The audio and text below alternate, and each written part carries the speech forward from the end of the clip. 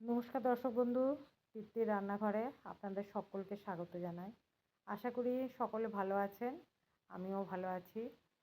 আজকে আবারও একটা রেসিপি নিয়ে চলে এসেছি। রেসিপিটা বেশ সুন্দর রেসিপি।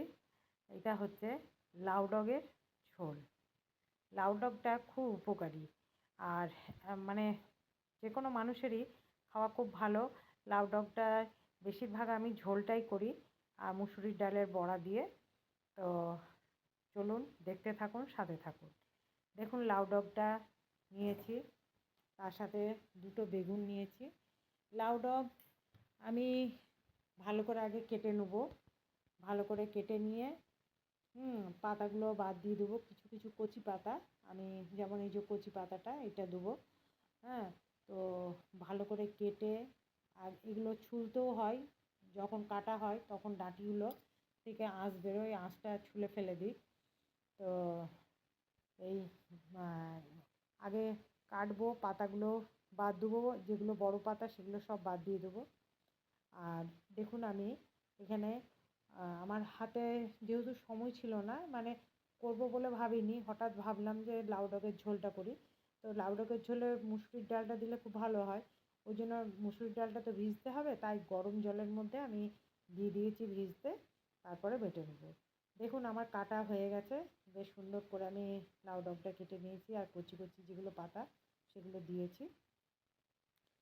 লাউ ডগটা কাটা হয়ে গেছে। এই পাশে আলু কেটেছি, আর দুখানা বেগুন দেখালাম, বেগুনটাও কেটেছি। একদম কাটা একদম রেডি হয়ে গেছে।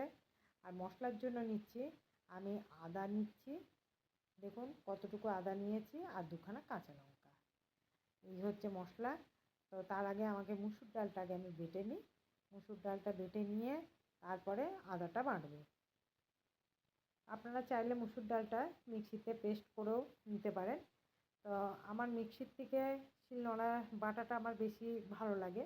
আর আমার মানে গ্যাসের সামনে আমার শিলনোড়াটা থাকে, তো ওই জন্য আমার বেশি সুবিধা হয় আমার বাটতে। তো আর আমার এমনিও মুসুরির ডালটা বাটাটাই বেশি ভালো লাগে। মিহি পেস্ট আমার একদম ভালো লাগে। আধ বাটা থাকলে মুসুরির ডালের বড়াটাও খেতে খুব ভালো লাগে। তো যাই হোক, আমি মুসুরির ডালটাকে বেটে নিই। বাটা হয়ে গেছে দেখুন, আমি হলুদ দিয়েছি, নুন দিয়েছি। এবার এটাকে ভালো করে বেশ কিছুক্ষণ ধরে ফাটিয়ে নেব। যত ফাটতে থাকবে বড়াগুলো বেশ মুচমুচে হয়। হ্যাঁ, ফাটানো হয়ে গেল। তো দেখুন আমি ভালো করে ফাটিয়ে নিচ্ছি।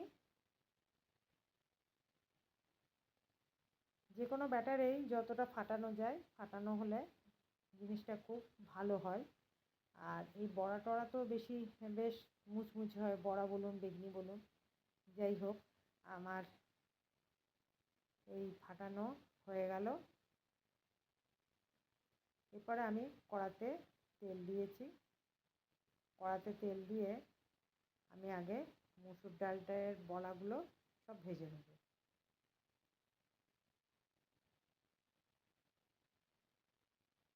কেননা বেশ কিছুটা বড়া হবে, বড়াগুলো ভাজতেও সময় লাগবে।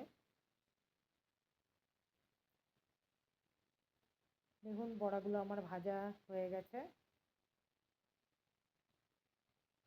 এরপরে আমি ওই কড়াতে খুব একটা তেল আমি দিচ্ছি না, যেটুকু তেল বেঁচেছিল সেই তেলটাতেই আমি রান্না করব। কেননা পরে আমাকে একটু তেল দিতে হবে, সেই জন্য আমি ওই তেলটার মধ্যেই আমি লাউ ডগগুলো দিয়ে দিলাম।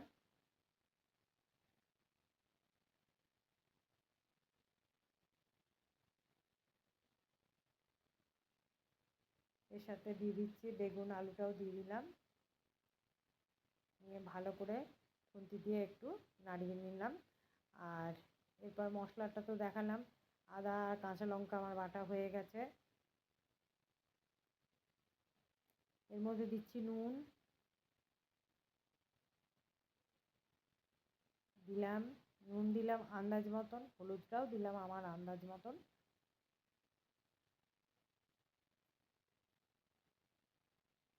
আর দিলাম জিরে গুঁড়ি,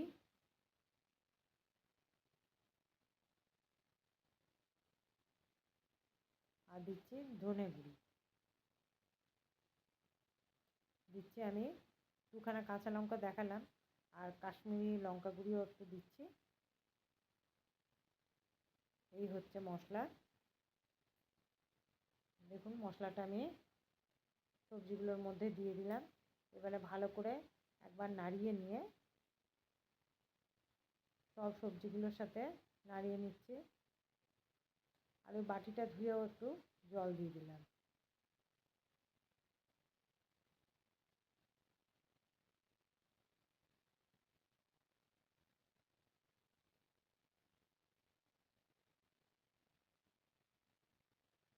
ভালো করে নাড়িয়ে নিচ্ছি।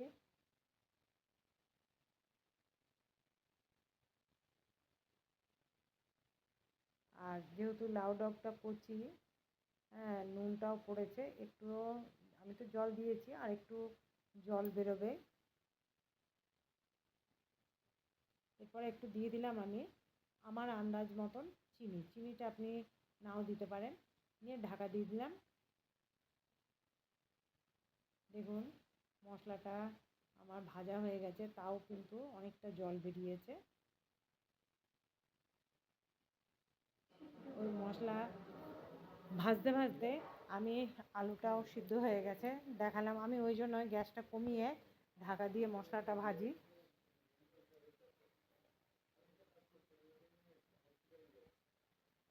আর আমি এবারে ওর জন্য একটু জল বসাবো, মানে জল একটু গরম জলই দিলাম, গরম জল দিলাম। আর ঝোলটা রাখছি আমার আন্দাজেই, আমি ঝোল রাখছি আমার 2জন লোকের জন্য আমি করছি, সেই অনুপাতে আমি ঝোলটা রাখলাম।